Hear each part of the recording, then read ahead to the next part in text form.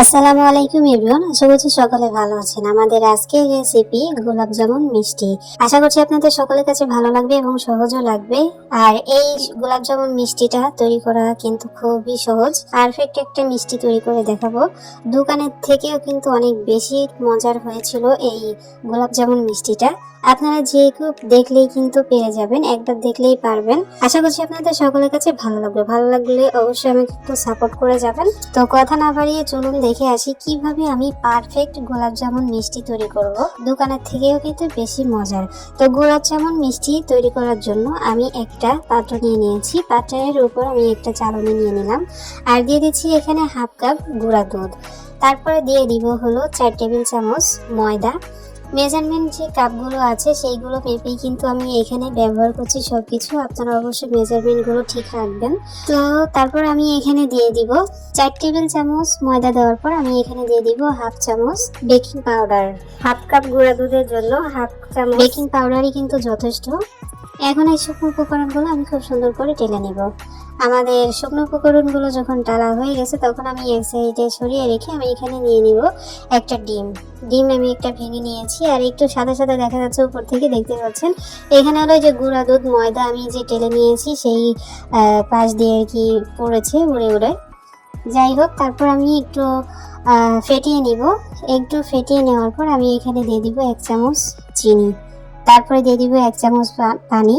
একটা ডিমের জন্য 1 চামচ পানি কিন্তু যথেষ্ট, আর 1 চামচ চিনি কিন্তু যথেষ্ট। তারপর আমি এখানে দিয়ে দিব 1 চামচ রান্না করা সয়াবিন তেল। এখন এই সমস্ত খুব সুন্দর করে ফেটিয়ে নিব। একটা কাঁটা চামচ দিয়ে খুব সুন্দর করে আপনারা ফেটিয়ে নেবেন যতক্ষণ না পর্যন্ত চিনিটা গলে যাচ্ছে, ঠিক ততক্ষণ পর্যন্ত আপনারা স্টেপ বাই স্টেপ ফলো করবেন। তাহলে দেখবেন যে আপনাদের মিষ্টিগুলো কিন্তু একদম পারফেক্ট ভাবে তৈরি হয়ে গেছে। তো আমাদের ইতিমধ্যে দেখতে পাচ্ছেন ডিমটা কিন্তু খুব সুন্দরভাবে ফেটিয়ে নিয়েছি, চিনিটা অলরেডি গলে গেছে। এখন এক সাইডে সরিয়ে রেখে তারপর শুকনো উপকরণের মধ্যে আমি এখানে দিয়ে দিব 1 চামচ ঘি।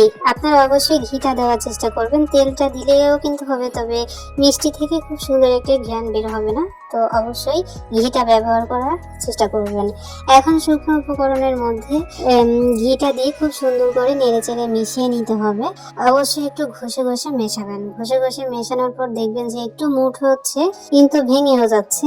এরকম যখন দেখবেন যে একটু মুঠ মুঠ হচ্ছে তখন বুঝতে হবে যে আমাদের শুকনো উপকরণগুলো ঘির সঙ্গে মাখানো পারফেক্ট হয়েছে। আমাদের ঘির সঙ্গে যখন শুকনো উপকরণগুলো মাখা হয়ে যাবে তখন আমি দিয়ে দিব আগে থেকে যে ডিমটা আমি ফেটিয়ে রেখেছিলাম সেইটা আমি এখানে দিয়ে দিব। আমি ডিমটা 3 বারে দিব। অল্প অল্প করে অ্যাড করতে হবে ডিমটা, এখানে একেবারেই কিন্তু ডিম দেওয়া যাবে না। আমি 2-3 বারে অল্প অল্প করে দিয়ে তারপরে আর কি খুব সুন্দর করে একটা ডো তৈরি করে নিচ্ছি। আর 2 বার দেওয়ার পর আমি 3 বারে আমি দিয়ে দিলাম। 3 বার দেওয়ার পর দেখা যাচ্ছে যে আমাদের ডিমের মিশ্রণটা আরো থেকে গেছে। তো সেক্ষেত্রে আপনাদের ডিম কতটুকু লাগবে না লাগবে সেটা আমি বলতে পারবো না। তো অবশ্যই অল্প অল্প করে অ্যাড করে তারপরে আপনারা দেখবেন যে আপনাদের ডিম কতটুকু প্রয়োজন হয়। তো দেখতে পাচ্ছেন আমি খুব সুন্দর করে একটা ডো তৈরি করে নিয়েছি, আর হাতে লেগে যাচ্ছে। এরকম ভাবেই কিন্তু আপনাদেরকে খুব সুন্দর করে ডিমে দিয়ে খুব সুন্দর করে মিষ্টির ডোটাকে রেডি করে নিতে হবে। তো আমাদের মিষ্টির ডোটা অলরেডি রেডি হয়ে গেছে। এখন আমি এখানে ঢাকা দিয়ে ঢেকে দিব মাত্র 5 মিনিট। 5 মিনিট ঢাকা দিয়ে আমি একটু হাতটা ক্লিন করে এসে তারপর আমি আপনাদেরকে মিষ্টি তৈরি করে দেখাবো। তো 5 মিনিট পর চলে এসেছি। আমাদের 5 মিনিটের মধ্যে কিন্তু মিষ্টির ডোটা কিন্তু একদম সেট হয়ে গেছে। দেখতে পাচ্ছেন হাতে আর লেগে যাচ্ছে না। আর তারপরে যদি আপনাদের হাতে লেগে যায় তাহলে 2 হাতে একটু ঘি মাখিয়ে তারপরে আপনারা মিষ্টিগুলো তৈরি করে নিতে পারেন। তো আমি একটা চামচের সাহায্যে একটু মেপে ডো নিচ্ছি যাতে সমস্ত গোলাপ জামুন মিষ্টিগুলো দেখতে একই সাইজের হয়, তার জন্য।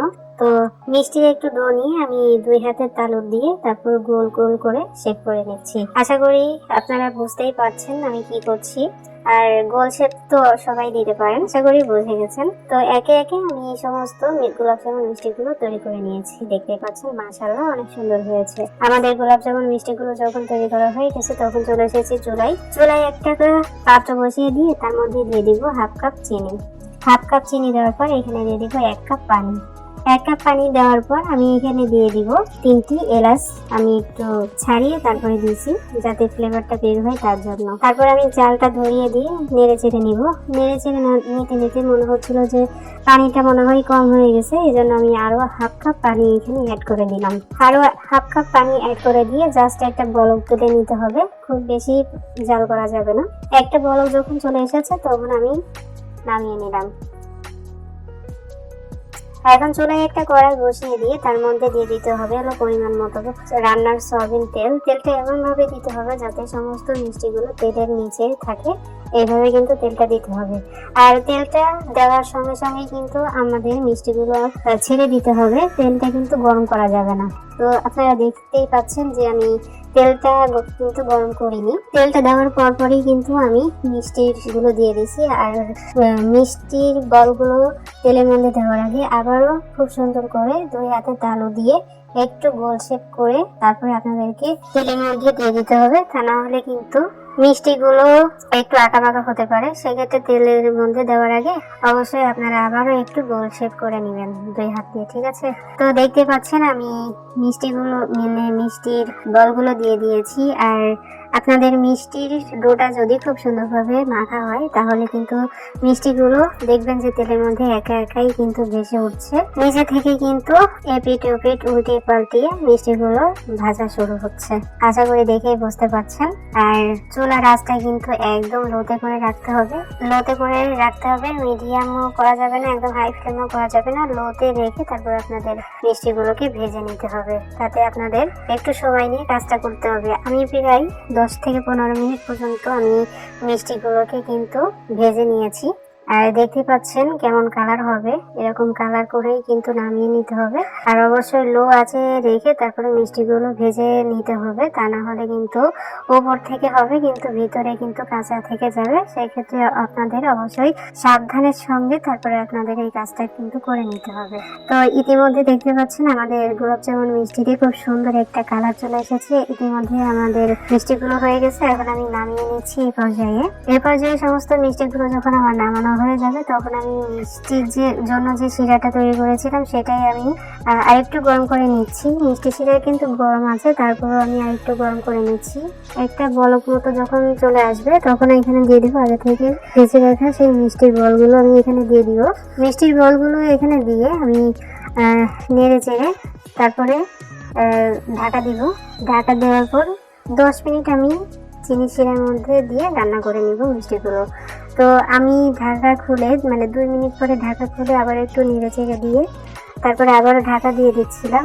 10 মিনিটের মধ্যে আমি মাত্র 2-3 মিনিট 2-3 বার আর কি নেড়ে চেড়ে দিয়েছি। আর ইতিমধ্যে আমাদের মিষ্টিগুলো কিন্তু হয়ে গেছে। 10 মিনিট আমি রান্না করে নিয়েছি। আর দেখতে পাচ্ছেন আমাদের 10 মিনিট পর রেজাল্টটা কি এসেছে। চিনির যে শিরাটা সেটা কিন্তু একদম স্যুপ করে নিয়েছে মিষ্টিতে, আর মিষ্টিগুলো কিন্তু পারফেক্ট হয়েছে। এখন মিষ্টিগুলোকে একদম ঠান্ডা করে নিতে হবে।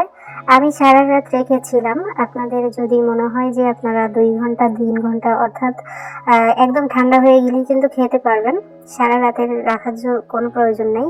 আমি যেহেতু ভিডিও বানাচ্ছিলাম আপনাদের জন্য, এই জন্য আমি রাতে তৈরি করেছিলাম। তো রাতে একদম পরিবেশনটা দেখানো যেত না, যেহেতু দিনের আলোর প্রয়োজন হতো আমার, এই জন্য আমি সারা রাত রেখে সকালে আমি আপনাদেরকে পরিবেশন করে দেখিয়ে দিচ্ছি। দেখতে পাচ্ছেন মিষ্টির মধ্যে কিন্তু সমস্ত চিনি শিরাটা একদম স্যুপ করে নিয়েছে। আর আমি এখানে আপনাদেরকে পরিবেশন করে দেখিয়ে দিচ্ছি। এই কাজটা আমি সকালে করছি, পরিবেশন করে দেখিয়ে দিচ্ছি যে আমাদের গোলাপ জামুন মিষ্টিগুলো কতটা সুন্দর হয়েছে, কতটা পারফেক্ট হয়েছে। এই মিষ্টিগুলো আরো সুন্দর এবং আকর্ষণীয় দেখার জন্য আমি এখানে একটু মাওয়া ব্যবহার করেছি। আপনাদের কাছে যদি মাওয়া না থাকে তাহলে গুঁড়ো দুধের মধ্যে একটু ঘি মিশিয়ে তারপরে এখানে মাওয়াটা তৈরি করে মিষ্টির উপর দিয়ে কিন্তু ছড়িয়ে দিতে পারেন। তো দেখতে পাচ্ছেন পরিবেশন করে দেখিয়ে দিচ্ছি আপনাদেরকে যে আমাদের আজকে গোলাপ জামুন মিষ্টিটা কতটা সুন্দর হয়েছে, কতটা পারফেক্ট হয়েছে।